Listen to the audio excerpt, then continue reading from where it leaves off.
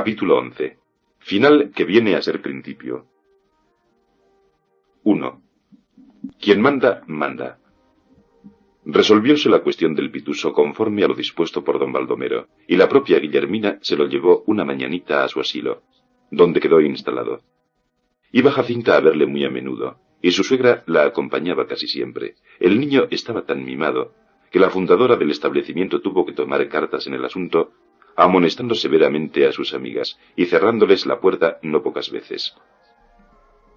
En los últimos días de aquel infausto año, entráronle a Jacinta melancolías, y no era para menos, pues el desairado y risible desenlace de la novela pitusiana hubiera abatido al más pintado. Vinieron luego otras cosillas, menudencias si se quiere, pero como caían sobre un espíritu ya quebrantado, resultaban con mayor pesadumbre de la que por sí tenían, porque Juan, desde que se puso bueno y tomó calle, dejó de estar tan expansivo, sobón y dengoso como en los días del encierro, y se acabaron aquellas escenas nocturnas en que la confianza imitaba el lenguaje de la inocencia. El Delfín afectaba una gravedad y un seso propios de su talento y reputación, pero acentuaba tanto la postura que parecía querer olvidar con una conducta sensata las chiquilladas del periodo catarral. Con su mujer mostrábase siempre afable y atento, pero frío, y a veces un tanto desdeñoso. Jacinta se tragaba este acíbar sin decir nada a nadie. Sus temores de marras empezaban a condensarse, y atando cabos y observando pormenores, trataba de personalizar las distracciones de su marido. Pensaba primero en la institutriz de las niñas de Casa Muñoz, por ciertas cosillas que había visto casualmente, y 2 o 3 frases cazadas al vuelo de una conversación de Juan con su confidente Villalonga. Después tuvo esto por un disparate, y se fijó en una amiga suya casada con Moreno Vallejo, tendero de novedades de muy reducido capital. Dicha señora gastaba un lujo estrepitoso, dando mucho que hablar. Había, pues, un amante. A Jacinta se le puso en la cabeza que este era el Delfín, y andaba desalada tras una palabra, un acento, un detalle cualquiera que se lo confirmase. Más de una vez sintió las cosquillas de aquella rabietina infantil que le entraba de sopetón, y daba patadillas en el suelo, y tenía que refrenarse mucho para no irse hacia él y tirarle del pelo diciéndole «pillo», «farsante», con todo lo demás que en una gresca matrimonial se acostumbraba. Lo que más le atormentaba era que le quería más cuando él se ponía tan juicioso, haciendo el bonitísimo papel de una persona que está en la sociedad para dar ejemplo de moderación y buen criterio. Y nunca estaba Jacinta más celosa que cuando su marido se daba aquellos aires de formalidad, porque la experiencia le había enseñado a conocerle, y ya se sabía, cuando el Delfín se mostraba muy decidor de frases sensatas, envolviendo a la familia en el incienso de su argumentación paradójica, picos pardos seguros. Vinieron días marcados en la historia patria por sucesos resonantes, y aquella familia feliz discutía estos sucesos como los discutíamos todos. El 3 de enero de 1874, el golpe de estado de Pavía. No se hablaba de otra cosa, ni había nada mejor de qué hablar. Era grato al temperamento español un cambio teatral de instituciones, y volcar una situación como se vuelca un puchero electoral. Había estado admirablemente hecho, según don Baldomero, y el ejército había salvado una vez más a la desgraciada nación española. El consolidado había llegado a 11 y las acciones del banco a 138. El crédito estaba hundido, la guerra y la anarquía no se acababan. Habíamos llegado al periodo álgido del incendio, como decía Parisi, y pronto, muy pronto, el que tuviera una peseta la enseñaría como cosa rara. Deseaban todos que fuese Villalonga a la casa para que les contara la memorable sesión de la noche del 2 al 3, porque la había presenciado en los escaños rojos, pero el representante del país no aportaba por allá. Por fin se apareció el día de Reyes por la mañana. Pasaba Jacinta por el recibimiento cuando el amigo de casa entró.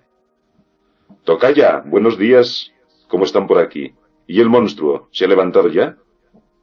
Jacinta no podía ver al dichoso tocayo. Fundábase esta antipatía en la creencia de que Villalonga era el corruptor de su marido, y el que le arrastraba a la infidelidad. «Papá ha salido», díjole no muy risueña. «¿Cuánto sentirá no verle a usted para que le cuente eso?» ¿Tuvo usted mucho miedo? Dice Juan que se metió usted debajo de un banco. ¡Uy, qué gracia! ¿Ha salido también Juan? No, se está vistiendo. Pase usted.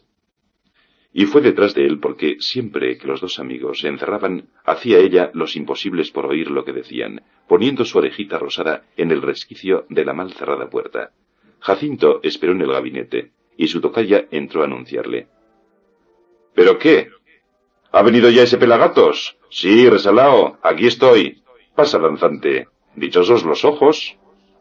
El amigote entró. Jacinta notaba en los ojos de éste algo de intención picaresca. De buena gana se escondería detrás de una cortina para estafarle sus secretos a aquel par de tunantes. Desgraciadamente tenía que ir al comedor a cumplir ciertas órdenes que Barbarita le había dado, pero daría una vueltecita y trataría de pescar algo. Cuenta, chico, cuenta. Estábamos rabiando por verte.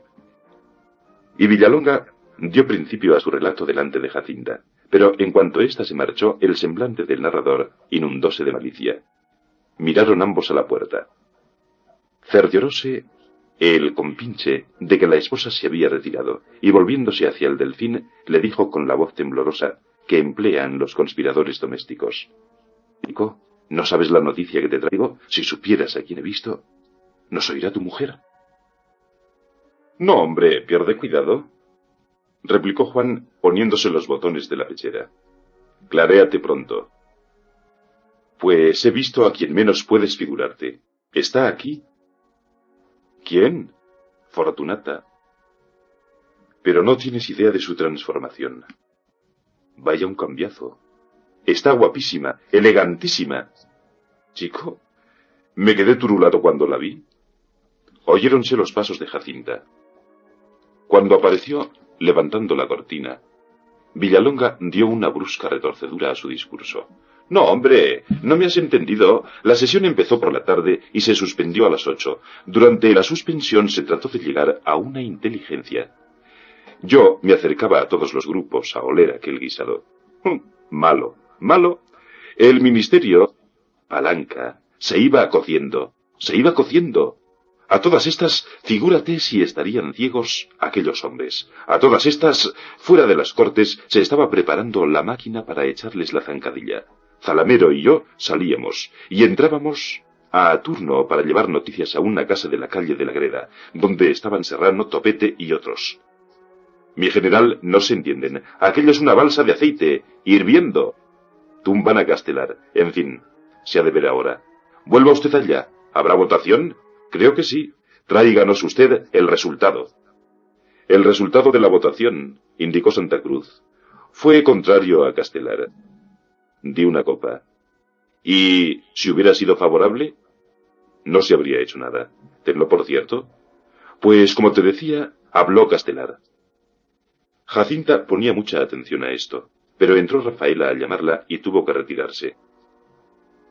Gracias a Dios que estamos solos otra vez, dijo el compinche después que la vio salir. ¿Nos oirá?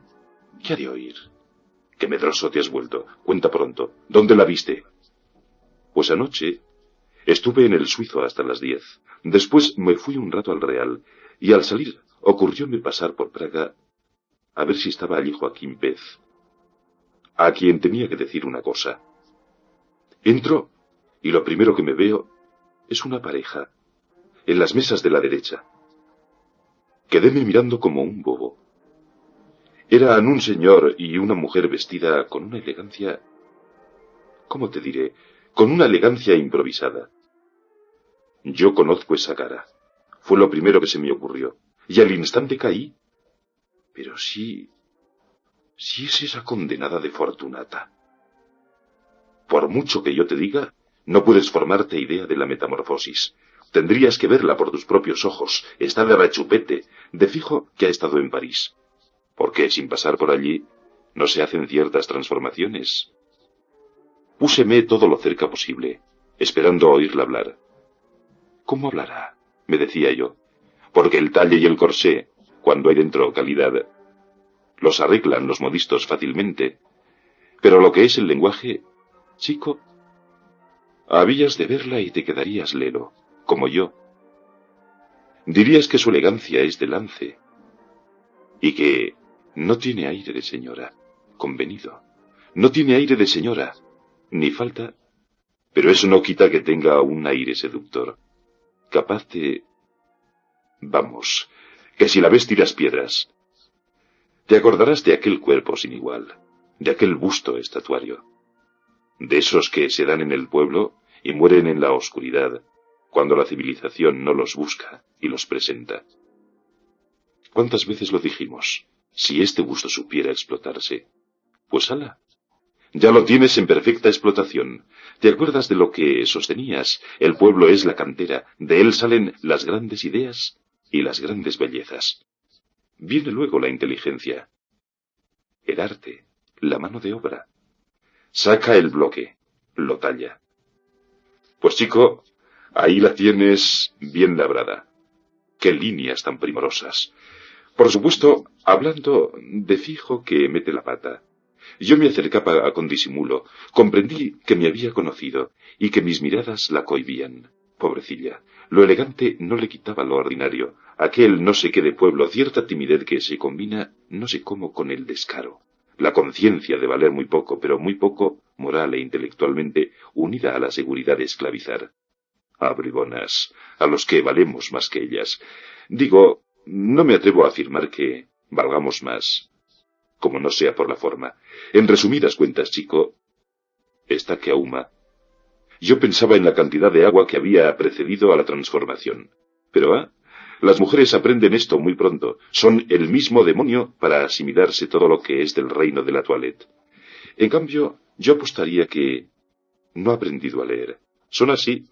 Luego dicen que si las pervertimos. Pues volviendo a lo mismo. La metamorfosis es completa. Agua, figurines, la fácil costumbre de emperigilarse, después seda terciopelo, el sombrerito... ¿Sombrero? Exclamó Juan en el colmo de la estupefacción. Sí. Y no puedes figurarte lo bien que le cae. Parece que lo ha llevado toda la vida. ¿Te acuerdas del pañuelito por la cabeza con el pico arriba? ¿Y la lazada? ¿Quién lo diría? ¡Qué transiciones! Lo que te digo... Las que tienen genio aprenden en un abrir y cerrar de ojos. La raza española es tremenda, chico, para la asimilación de todo lo que pertenece a la forma. Pero si habías de verla tú. Yo te lo confieso, estaba pasmado, absorto. En bebé... Ay, Dios mío, entró Jacinta y Villalonga tuvo que dar un quiebro violentísimo. Te digo que estaba embebecido. El discurso de Salmerón fue admirable, pero de lo más admirable. Aún me parece que estoy viendo aquella cara de hijo del desierto, y aquel movimiento horizontal de los ojos, y la gallardía de los gestos. Gran hombre. Pero yo pensaba, no te valen tus filosofías. En buena te has metido, y ya verás la que te tenemos armada. Habló después Castelar. ¡Qué discursazo! ¡Qué valor de hombre! Cómo se crecía. Parecíame que tocaba al techo. Cuando concluyó, ¡a votar! ¡A votar! Jacinta volvió a salir sin decir nada. Sospechaba quizá que, en su ausencia, los tonantes hablaban de otro asunto, y se alejó con ánimo de volver y aproximarse cautelosa. ¿Y aquel hombre? ¿Quién era? Preguntó el Delfín, que sentía el ardor de una curiosidad febril. 2. Te diré. Desde que le vi me dije... Yo conozco esa cara. Pero no pude caer en quién era. Entró Pez y hablamos. Él también quería reconocerle. Nos devanábamos los sesos. Por fin caímos en la cuenta de que habíamos visto a aquel sujeto 2 días antes, en el despacho del director del Tesoro. Creo que hablaba con del pago de unos fusiles encargados a Inglaterra. Tiene acento catalán, gasta bigote y perilla, 50 años, bastante antipático. Pues verás. Como Joaquín y yo la mirábamos tanto, el tío aquel se escamaba. Ella no se timaba, parecía como vergonzosa. Y qué mona estaba con su vergüenza. ¿Te acuerdas de aquel palmito descolorido con cabos negros? Pues ha mejorado mucho, porque está más gruesa, más llena de cara y de cuerpo. Santa Cruz estaba algo aturdido. Oyóse la voz de Barbarita, que entraba con su nuera. «¡Salid, estampía!», siguió Villalonga, «a anunciar a los amigos que había empezado la votación. A los pies de usted, Barbarita. Yo bien, ¿y usted? Aquí estaba contando Pues decía que eché a correr. Hacia la calle de la Greda. No. Los amigos se habían trasladado a una casa de la calle de Alcalá. La de Casa Irujo, que tiene ventanas al parque del Ministerio de la Guerra. Subo y me los encuentro muy desanimados. Me asomé con ellos a las ventanas que dan a buena vista y no vi nada. Pero, ¿a cuándo esperan? ¿En qué están pensando? Francamente, yo creí que el golpe se había achafado y que Pavía no se atrevía a echar las tropas a la calle. Serrano, impaciente, limpiaba los cristales empañados para mirar, y abajo no se veía nada. Mi general, le dije, yo veo una faja negra, que así de pronto en la oscuridad de la noche parece un zócalo. Mire usted bien. ¿No será una fila de hombres? ¿Y qué hacen ahí, pegados a la pared? Vea usted, el zócalo se mueve. Parece una culebra que rodea todo el edificio, y que ahora se desenrosca. ¿Ve usted? La punta se extiende hacia las rampas. ¿Soldados son?, dijo con voz baja el general, y en el mismo instante entró Zalamero con medio palmo de lengua fuera diciendo: «La votación sigue. La ventaja que llevaba al principio Salmerón la lleva ahora Castelar. 9 votos. Pero aún falta por votar la mitad del Congreso. Ansiedad en todas las caras. A mí me tocaba entonces ir allá para traer el resultado final de la votación. Tras, cojo mi calle del Turco y entrando en el Congreso me encontré a un periodista que salía. La proposición lleva 10 votos de ventaja. Tendremos ministerio palanca. Pobre Emilio. Entré. En el salón estaban votando ya las filas de arriba. Eché un vistazo y salí. Di la vuelta por la curva pensando lo que acababa de ver en Buenavista. La cinta negra enroscada en el edificio. Figueras salió por la escalerilla del reloj y me dijo: «¿Usted qué cree? ¿Habrá trifulca esta noche?» Y le respondí: «Váyase usted tranquilo, maestro, que no habrá nada». «Me parece», dijo con socarronería, «y a poco pasa un portero». Y me dice con la mayor tranquilidad del mundo que por la calle del Florín había tropa. ¿De veras? Visiones de usted. ¿Qué tropa ni qué niño muerto? Yo me hacía de nuevas. Asomé la jeta por la puerta del reloj. No me muevo de aquí, pensé, mirando a la mesa. Ahora veréis lo que es canela. Estaban leyendo el resultado de la votación. Leían los nombres de todos los votantes, sin omitir uno. De repente aparecen por la puerta del rincón de Fernando el Católico varios quintos mandados por un oficial, y se plantan junto a la escalera de la mesa. Parecían comparsa de teatro. Por la otra puerta entró un coronel viejo de la Guardia Civil. «El coronel Iglesias», dijo Barbarita, que deseaba terminarse el relato. «De buena escapó el país. Bien, Jacinto, supongo que almorzará usted con nosotros». «Pues ya lo creo», dijo el Delfín. «Hoy no le suelto. Y pronto, mamá, que es tarde». Barbarita y Jacinta salieron. ¿Y Salmerón qué hizo? Yo puse toda mi atención en Castelar, y le vi llevarse la mano a los ojos y decir: «¡Qué ignominia!». En la mesa se armó un barullo espantoso, gritos, protestas. Desde el reloj vi una masa de gente, todos en pie. No distinguía al presidente. Los quintos inmóviles. De repente, ¡pum!, sonó un tiro en el pasillo. Y empezó la desbandada. Pero dime otra cosa, chico. No puedo apartar de mi pensamiento. Decías que llevaba sombrero. ¿Quién? Ah, aquella, sí, sombrero. Y de muchísimo gusto, dijo el compinche con tanto énfasis como si continuara narrando el suceso histórico. Y vestido azul elegantísimo, y abrigo de terciopelo. Tú estás de guasa. Abrigo de terciopelo. Vaya, y con pieles, un abrigo soberbio. Le caía tan bien que... Entró Jacinta sin anunciarse, ni con ruido de pasos ni de ninguna otra manera. Villalonga giró sobre el último concepto como una veleta impulsada por fuerte racha de viento. El abrigo que yo llevaba, mi gabán de pieles, quiere decir que en aquella marimorena me arrancaron una solapa, la piel de una solapa, quiero decir. Cuando se metió usted debajo del banco. Yo no me metí debajo de ningún banco, tocaya.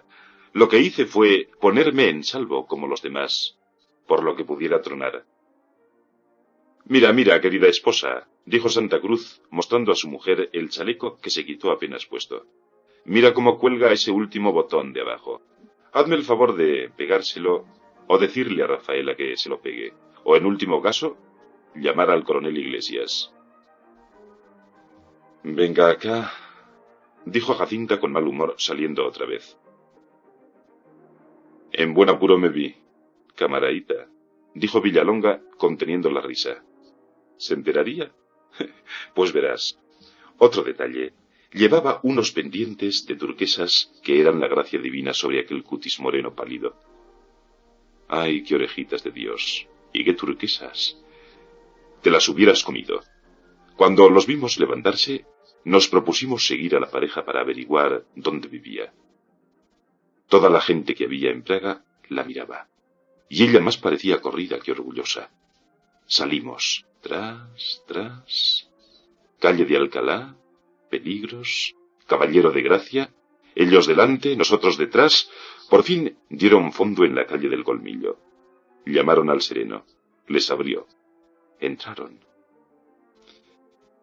Es una casa que está en la acera del norte, entre la tienda de figuras de yeso y el establecimiento de burras de leche. Allí entró Jacinta con el chaleco.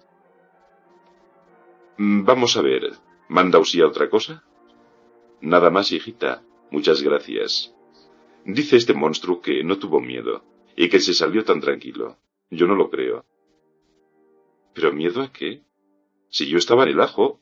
Os diré el último detalle para que os asombréis. Los cañones que puso Pavía en las bocacalles estaban descargados, y ya veis lo que pasó dentro. 2 tiros al aire, y lo mismo que se desbandan los pájaros posados en un árbol cuando dais debajo de él 2 palmadas, así se desbandó la Asamblea de la República. El almuerzo está en la mesa. Ya pueden ustedes venir, dijo la esposa, que salió delante de ellos muy preocupada. Estómagos a defenderse. Algunas palabras había cogido la Delfina al vuelo, que no tenían a su parecer ninguna relación con aquello de las Cortes, el coronel Iglesias y el ministerio Palanca. Indudablemente había moros por la costa. Era preciso descubrir, perseguir y aniquilar el corsario a todo trance. En la mesa versó la conversación sobre el mismo asunto, y Villalonga, después de volver a contar el caso con todos sus pelos y señales, para que lo oyera don Baldomero, añadió diferentes pormenores que daban color a la historia. Castelar tuvo golpes admirables. ¿Y la Constitución Federal? La quemasteis en Cartagena. Qué bien dicho. El único que se resistía a dejar el local fue Díaz Quintero, que empezó a pegar gritos y a forcejear con los guardias civiles. Los diputados y el presidente abandonaron el salón por la puerta del reloj y aguardaron en la biblioteca a que los dejaran salir. Castelar se fue con 2 amigos por la calle del Florín y retiróse a su casa, donde tuvo un fuerte ataque de bilis. Estas referencias o noticias sueltas eran en aquella triste historia como las uvas desgranadas que quedan en el fondo del cesto después de sacar los racimos. Eran las más maduras y quizá por esto las más sabrosas. 3. En los siguientes días, la observadora y suspicaz Jacinta notó que su marido entraba en casa fatigado, como hombre que ha andado mucho. Era la perfecta imagen del corredor que va y viene y sube escaleras y recorre calles sin encontrar el negocio que busca. Estaba cabizbajo, como los que pierden dinero, como el cazador impaciente, que se desperna de monte en monte sin ver pasar alimaña cazable, como el artista desmemoriado a quien se le escapa del filo del entendimiento la idea feliz o la imagen que vale para él un mundo. Su mujer trataba de reconocerle, echando en él la sonda de la curiosidad, cuyo plomo eran los celos, pero el delfín guardaba sus pensamientos muy al fondo, y cuando advertía con actos de sondaje, íbase más abajo todavía. Estaba el pobre Juanito Santa Cruz sometido a horroroso suplicio de la idea fija. Salió, investigó, rebuscó, y la mujer aquella, visión inverosímil que había trastornado a Villalonga, no parecía por ninguna parte. Sería sueño o ficción vana de los sentidos de su amigo. La portera declaraba con notoria agudeza que, a su parecer, el señor se había largado por el tren, y la individua, señora, o lo que fuera, andaba por Madrid. Pero ¿dónde demonios andaba? Esto era lo que había de averiguar. Con todo su talento no podía Juan darse explicación satisfactoria del interés, de la curiosidad o afán amoroso que despertaba en él una persona a quien 2 años antes había visto con indiferencia y hasta con repulsión. La forma, la pícara forma, alma del mundo, tenía la culpa. Había bastado que la infeliz joven abandonada, miserable y quizá maloliente, se trocase en la aventurera elegante, limpia y seductora, para que los desdenes del hombre del siglo, que rinde culto al arte personal, se trocaran en un afán ardiente de apreciar por sí mismo aquella transformación admirable, prodigio de esta nuestra edad de seda. Si esto no es más que curiosidad, pura curiosidad, se decía Santa Cruz, caldeando su alma turbada. Seguramente cuando la vea, me quedaré como si tal cosa, pero quiero verla a todo trance, y mientras no la vea, no creeré en la metamorfosis. Y esta idea le dominaba de tal modo, que lo infructuoso de sus pesquisas producíale un dolor indecible, y se fue exaltando, y por último figurábase que tenía sobre sí una grande e irreparable desgracia. Para acabar de aburrirle y trastornarle, un día fue Villalonga con nuevos cuentos. He averiguado que el hombre aquel es un trapisondista. Ya no está en Madrid. Lo de los fusiles era un timo, letras falsificadas. Pero a ella la ha visto ayer Joaquín Pez. Sosiégate, hombre. ¿No te vaya a dar algo? ¿Dónde dices? Pues por no sé qué calle. La calle no importa. Iba vestida con la mayor humildad. Tú dirás como yo. ¿Y el abrigo de terciopelo? ¿Y el sombrerito? ¿Y las turquesas? Paréceme que me dijo Joaquín que aún llevaba las turquesas. No dijo esto, porque si las hubiera llevado, no las habría visto. Iba de pañuelo a la cabeza, bien anudado debajo de la barba, y con un mantón negro de mucho uso y un gran lío de ropa en la mano. ¿Te explicas esto? ¿No? Pues yo sí. En el lío iba el abrigo y quizá otras prendas de ropa. Como si lo viera, apuntó Juanito con rápido discernimiento. Joaquín la vio entrar en una casa de préstamos. Hombre, ¿qué talentazo tienes? Verde y con asa. ¿Pero no la vio salir? ¿No la siguió después para ver dónde vive? Eso te tocaba a ti. También él lo habría hecho, pero considera, alma cristiana, que Joaquinito es de la Junta de Aranceles y Valoraciones, y precisamente había junta aquella tarde, y nuestro amigo iba al ministerio, con la puntualidad de un pez. Quedóse Juan con esta noticia más pensativo y peor humorado, sintiendo arreciar los síntomas del mal que padecía, y que principalmente se alojaba en su imaginación, mal de ánimo con mezcla de un desate nervioso acentuado por la contrariedad. ¿Por qué la despreció cuando la tuvo como era, y la solicitaba cuando se volvió muy distinta de lo que había sido? El pícaro ideal. ¡Ay! El eterno ¿cómo será? Y la pobre Jacinta a todas estas, descrismándose, por averiguar qué demonches, de antojo o manía, embargaba el ánimo de su inteligente esposo.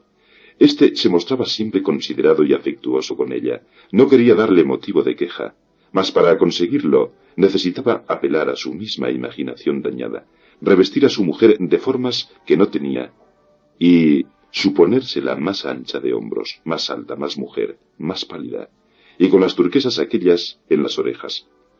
Si Jacinta llega a descubrir este arcano escondidísimo del alma de Juanito Santa Cruz, de fijo pide el divorcio. Pero estas cosas estaban muy adentro, en cavernas más hondas que el fondo de la mar, y no llegara a ellas la sonda de Jacinta, ni con todo el plomo del mundo. Cada día más dominado por su frenesí investigador, visitó Santa Cruz diferentes casas, unas de peor fama que otras, misteriosas aquellas, estas al alcance de todo el público. No encontrando lo que buscaba en lo que parece más alto, descendió de escalón en escalón. Visitó lugares donde había estado algunas veces, y otros donde no había estado nunca. Halló caras conocidas y amigas, caras desconocidas y repugnantes, y a todas pidió noticias, buscando remedio al tifus de curiosidad que le consumía. No dejó de tocar a ninguna puerta tras de la cual pudieran esconderse la vergüenza perdida o la perdición vergonzosa. Sus exploraciones parecían lo que no eran por el ardor con que las practicaba y el carácter humanitario de que las revestía. Parecía un padre, un hermano que desalado busca a la prenda querida que ha caído en los dédalos tenebrosos del vicio, y quería cohonestar su inquietud con razones filantrópicas y aun cristianas que sacaba de su entendimiento rico en sofisterías. Es un caso de conciencia. No puedo consentir que caiga en la miseria y en la abyección, siendo como soy responsable. Ay, mi mujer me perdone, pero una esposa, por inteligente que sea, no puede hacerse cargo de los motivos morales, sí, morales, que tengo para proceder de esta manera. Y siempre que iba de noche por las calles, todo bulto negro o pardo, se le antojaba que era la que buscaba. Corría, miraba de cerca y no era. A veces creía distinguirla de lejos, y la forma se perdía en el gentío como la gota en el agua. Las siluetas humanas, que en el claroscuro de la movible muchedumbre parecen escamoteadas por las esquinas y los portales, le traían descompuesto y sobresaltado. Mujeres vio muchas, a oscuras aquí, allá, iluminadas por la claridad de las tiendas, mas la suya no parecía. Entraba en todos los cafés. Hasta en algunas tabernas entró, unas veces solo, otras acompañado de Villalonga. Iba con la certidumbre de encontrarla en tal o cual parte. Pero al llegar, la imagen que llevaba consigo, como hechura de sus propios ojos, se desvanecía en la realidad. Parece que donde quiera que voy, decía con profundo tedio, llevo su desaparición, y que estoy condenado a expulsarla de mi vista con mi deseo de verla. Decíale Villalonga que tuviera paciencia, pero su amigo no la tenía. Iba perdiendo la serenidad de su carácter, y se lamentaba de que a un hombre tan grave y bien equilibrado como él le trastornase tanto un mero capricho, una tenacidad del ánimo, desazón de la curiosidad no satisfecha. Cosas de los nervios, ¿verdad, Jacintillo? Esta pícara imaginación es como cuando tú te ponías enfermo y delirante, esperando ver salir una carta que no salía nunca. Francamente, yo me creí más fuerte contra esta horrible neurosis de la carta que no sale. Una noche que hacía frío, mucho frío, entró el Delfín en su casa no muy tarde, en un estado lamentable. Se sentía mal, sin poder precisar lo que era. Dejóse caer en un sillón y se inclinó de un lado, con muestras de intensísimo dolor. Acudió a él su amante esposa, muy asustada de verle así y de oír los ayes lastimeros que de sus labios se escapaban, junto con una expresión fea, que se perdona fácilmente a los hombres que padecen. ¿Qué tienes, nenito? El Delfín se oprimía con la mano el costado izquierdo. Al pronto creyó Jacinta que a su marido le habían pegado una puñalada. Dio un grito, miró, no tenía sangre. ¡Ay! Es que te duele, pobrecito niño. Eso será frío. Espérate, te pondré una bayeta caliente. Te daremos friegas con árnica. Entró Barbarita y miró alarmada a su hijo, pero antes de tomar ninguna disposición, echóle una buena reprimenda, porque no se recataba del crudísimo viento seco del norte que en aquellos días reinaba. Juan entonces se puso a tiritar, dando diente con diente. El frío que le acometió fue tan intenso que las palabras de queja salían de sus labios como pulverizadas. La madre y la esposa se miraron con terror, consultándose recíprocamente en silencio sobre la gravedad de aquellos síntomas. Es mucho Madrid este. Sale de caza un cristiano por esas calles noche tras noche. ¿En dónde estará la res? Tira por aquí, tira por allá y nada, la res no cae.